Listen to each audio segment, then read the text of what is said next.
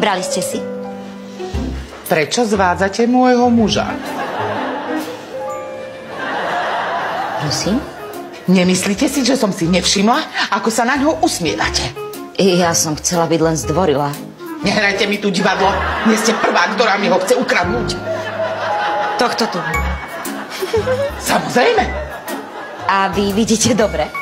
No len sa nevykrúcajte. Ja veľmi dobre viem, že čo mám doma. Mužný typ, skromný, tichý, veľa toho nezie, varí, perie. Každá by ho chcela. Každá. A viete, kto bol jeho prapredok? Janošík. Ja neviem, v akej dimenzii fičíte, ale na našej planéte má ten váš chriašteľ ešte menej sexepílu ako henten kaktus. Normálna žena by si o neho ani len bicykel neoprela a nie ešte, aby kvôli nemu vystrájala ako žiarlivá megera. Tak toto už presahuje všetko. Drzaňa. Chcem hovoriť s manažérom. Je u seba v kancli.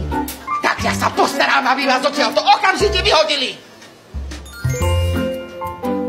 Štvrtok platí. A to vždy.